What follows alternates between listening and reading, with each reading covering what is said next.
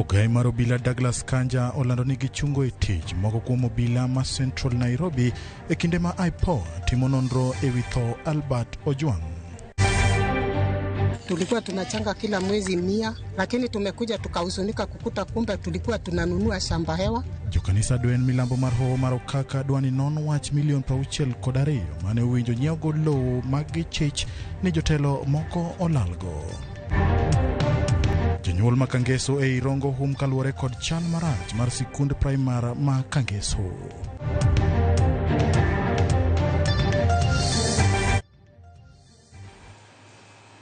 Machiegni nya Karamogo Jwang chenro ni mar ka gi kacha nyinga en James Opondo. Gai mar obila Douglas Kanja yango ni jalupne Eliud Lagat ema nyocha ochwalo ng'ur e wi gik mane Albert Ojwang ondiko kuome mane omiye omake motelo ne tho mare kogwen manyoro. Kochiwo twak Kanja bende olando chungo e tich apisas mag obila manyocha nitie e tich e tesend obila ma Central Nairobi kamane ogengne Ojwang. Telo mochung' ne keto nyong'ong e tij obila IPOA ochano nonro mar yango adiere wi tho mar Albert Ojwang.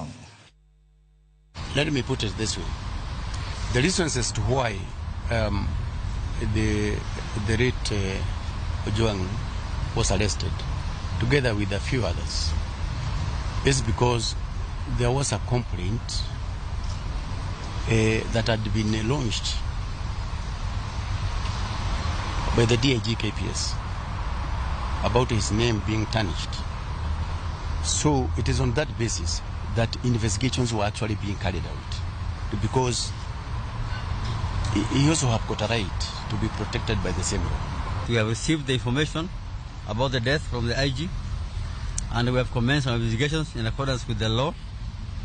And we want to assure, I watched the Ojwang on TV crying. Any parent will feel the same pain when you have lost your son. I want to assure him and members of the public that IPOA will do everything possible to ensure that justice is served for the family and to Kenyans.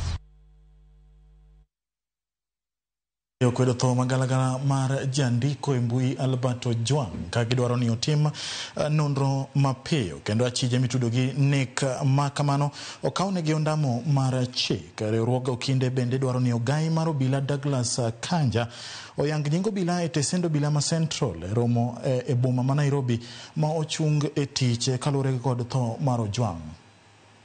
What is the need of hiding? Let Kenyans know, and the ambiguity of saying in any other officer. Who are these any other officers? And secondly, the officers who picked Mr. Albert Ojwang from Homa Bay, are they part and parcel of those who have been interdicted? Without telling Kenyans in plain word of who these individuals are, will be treated to just PR for purposes of calming down the citizens of Kenya. We want to know who are these officers, the ones who picked Mr. Albert Ojwang, are they part and parcel of those interdicted? And secondly, those interdicted, we want to know their names. We want to know each and every officer involved. In this, we equally call upon the Deputy Inspector General of the Kenya Police Service, Mr. Eliud Lagat, to publicly and unconditionally recuse himself from taking part or influencing the investigations in any way, save for as may be required of him as a potential witness. We know that this recusal is necessary to dispel any apprehension of prejudice and conflict of interest that may arise on his account of his role as the complainant against Mr. Albert Ojwang. Mane en komanda mar tesend obila ma Kamkunji Inspector Robert Mugo okwedo wach ma wachore ni jong'anyo ne onegi gi obila dwe mar 6 higa mokalo e kinde ng'anyo rawere mag Gen Z. Kane ogolo neno e mbele ya put man nono nek mar Rex Masai, obila no manyaka sani tiyo tesend obila mag Githurai okoni obila ne chiwo arita ne mwandu jo hala e chuny boma ma Nairobi, kendo ni jogo mane obila orakorego ne gin jokuo kendo ok jong'anyo kaka lieko. Mugo owacho ni moko kuomgi ne nigi gige lweny kendo ni obila ne onge gi bunde kaka liekore, kendo ni ne gin mana gi iro malungo wang' kod arunge, ka bende ne girwako lepgi mag tich.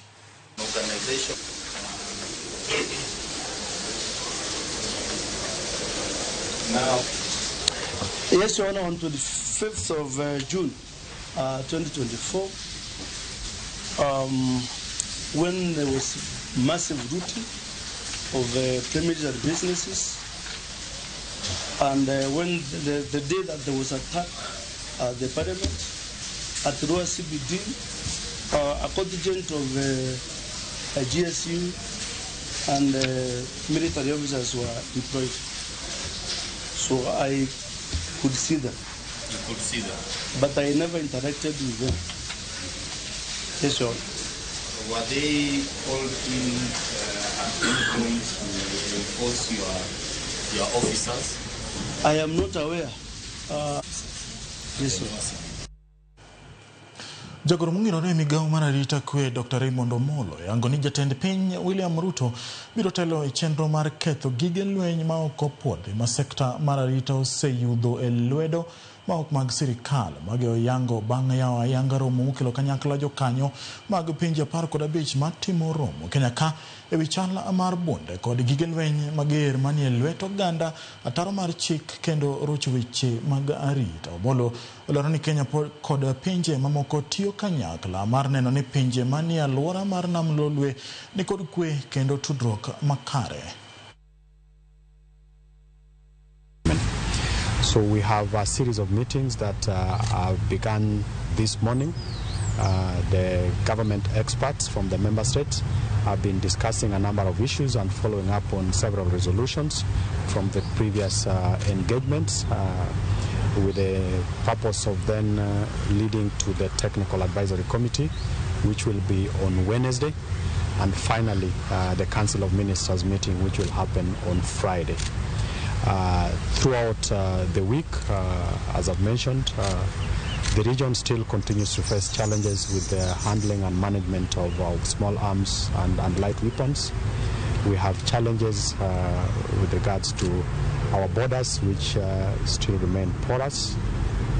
We have challenges on insecurity being pushed by different criminal elements across our countries. And there's also a lot of trade on small arms and light weapons. So what we expect from these engagements throughout the week is to be able to look at how to tighten the operations and the management of these small and light weapons. We expect Jonyuol mar sikund primar ma Kangeso e sub-county Marongo ywago lwasi marach mar somo na nyithindgi masomo e sikundno ka gidwaro mondo piny owacho mamalo koda mar county okonygi. Kaka jafwambo marwa ma Migori George Malero jonyuolgo koni lwasi marach mar sikundno keto ngima nyithindo kama tek kendo nyalo rocho duoko mar jopuonjre. Kinde medo kalo ka jule skul primary mar Kangeso e sabkono Marongo ywago lwasi marach masom ni nyithindgi e skundni. Jonyuol ma skundni mano biro kod bura kod ten sikulni kaachiel kod tend loch nanga ywak ni klese ma nyithindgi some sani richo ka dier ot bendo timo kata buru. Nyithindo bede lo, nyithindo bedo kama rach, sikulu yugno. Pani e tabu kata mana buru oromo nyithindo ka nyathi biro to biro gi yoma makuma ketie onge. Kangeso entiere buo Rongo sub county kamotel negi gi mheshimiwa Paula Buor. Owinjore obi ong'inwa kako renovate classrooms magwa ningeche wan bende wan constituents mage. Onyiswa ni to wan kuma nade momiyo nyithindwa nyalo bedo kasome e kundu dhok machal kata to wabiro loro gate ka wating'o boke kendo watamore ni mondo skul olor. Samson Onyanga ma achiel kuom jonyuol wach ni kata kombe ma nyithindgi some tin ka chopo ma bende gitiyo godo bende rach mokalo. Wan gi problems e classes magwa mag nyithindo some. Ariyo desks waremo e skundwa ne. Cho ma wan godo okoromo nyithindwa to kendo be ok nober. Sikuni ma Kangeso bende kata pi ma jopuonje nyalo tiyo godo onge ka jonyuol ywak ni pi mano kuny kod piny wach sikulni ma onego kon sikulni kaachiel kod joma dak alwora be nyaka sani koro ok ti. Antiere gi pi mano losnwa gi South Nyanza Waterworks. Pi ni nokel mondo okony skul to kony the community. Nyaka ge thuolo mwawuoye ni onge benefit ma community yudo kuom pi mano obedo drill the school. Skul bende ywak ni ngeche kwa ng'iyo chal mar skul onge pi to health and sanitation regulations to nyiswa ni pio winjoro bede school mondo kon nyithindo onge kata pi ma nyithindo nyalo modho. Gedo ma klas ma jo nasari kata ICD e skul primary ma Kangeso ma igero kod piny owacho ma kaunti ma Migori bende jonyuol ywak ni dhi mos e kinde ma nyithindgi onge kama some malong'o. Chiel kuom gima duong' kabisa wadwa ni ECD marwa ni kama rach kendo en kama rach. Nyithindwa ne buru EF obi ka mondo ng'e kaka ginya konyowago. County government to come here mondo ginyiso ni wanya konyo nang'o mondo migigo yodhi makare. Erokamano ne governor marwa Mheshimiwa Ochila Yako kuom ne deo Kangeso mondo en bende no yude ECD center. To kata kamano gitime follow up mar kaka pesa gitiyo. Ningeche waluor ni gilware lwedo marach. Waluor ahinya ni pesa olware lwedo marach. George Juma, Ramogi TV, Migori. Jomatino Mathurka ochayo josiasa maketo piny owacho tesre kuom nyayo siasa mag pogruok nyalo kelo sigu e kinde jopiny. Brian Midiwo koni josiasa nyaka pog kinde siasa kod kinde mag tich ka koni sani kaka jomatindo gisiro kwe ma oseneno nyaka ne jatend piny William Ruto kod gai mar ODM Raila Odinga bede gi winjruok osemo jomatindo mondo kik chik itgi ne josiasa madhiro ajenda mag dhoudi pacho ka. Kaka wan joluo nyaka koro sani wamakre mondo wakony jatend piny tiyo tich. Kasto mar ariyo, ji te mosebedo ka itiyo godo mar pingo jatend piny. Gitulia samar siasa bro chopo to gisani wari walwedo mondo kwa bende ka Nyasaye oyie chieng' moro wanyalo yudo kuma bende wachako go ni jaluo koro bede. Nyoro naneno ka Bwana Manyocha tich otamoni rigiji giti mare koro sani giwuotho kocha giwacho gine makoro giwacho wach marakwede to rigiji ni ene Manyocha nosiko ka eko wacho kaka shares gine magin gi shares ene manopogo shares koro ang'o masani owilre ma from nowhere rigiji koro machako wacho emukato telo ni jok mawacho wach mar ni ati akwede ntiere siasa.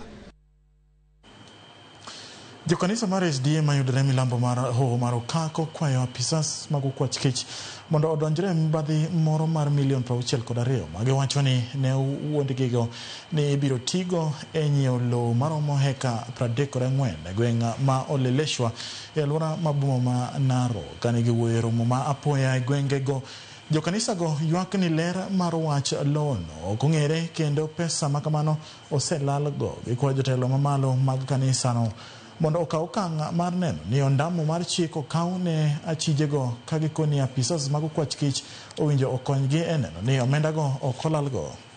Tulikuwa tunachanga kila mwezi 100 mara unakuta unaongeza, unaambia uweke, na sababu kwa kweli kama kazi ya Mungu tulikuwa tunajitolea, unaongeza hata unakuta unatoa 1000 plus.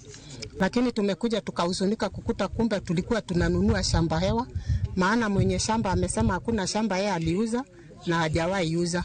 Kuna wale wameingia mpaka kwa accounts wametoa wakisema wananunua shamba. Kupitia kwa hiyo uongo tumepoteza milioni zaidi ya milioni 62. So tunaomba hata DCI, tunaomba division yetu, tunaomba hata General Conference yetu ya kwamba waingilie ndani ili au watu ambaye ni mataberi wasikwe warudishe. Ukienda katika randi utakuta ya kwamba hili shamba tayari mwenyewe amelifunga kwa sababu ili lisiweze kununuliwa, sababu lilikuwa na kesi katika mwaka wa 2022 kulingana na vile tumepata. Lakini shamba lenyewe hata ukienda kufanya search right now ni ya kwamba ni shamba gushi ambalo wa Adventista hawajauza. Moko kuom jodak e kaunti ma Kakamega okoni ok gimor kod paro mar bajet mar hik omenda ma 2025-26. Matend kaunti ma Kakamega ochwalo ne gi ni mar okoting'o chenro mochuno kaka mag thieth kod mag lony manyasani ka giloso e kinde gwelo pach gi ewi bajet mar omenda maromo bilion 18.1 kotelnegi kod John Morris mawuok e sub-county Matungu. Mokoni gidwaro ni komiti mar bajet e kaunti ma Kakamega opogo bath omenda maromo milion 338 motengi ne apisi mar Gavana Fernandes Barasa mondo chwale sekta mar thieth.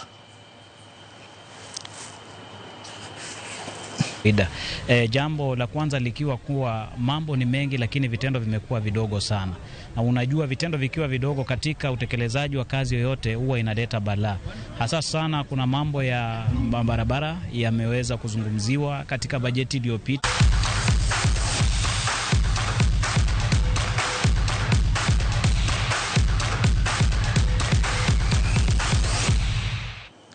Team mar pocho golejo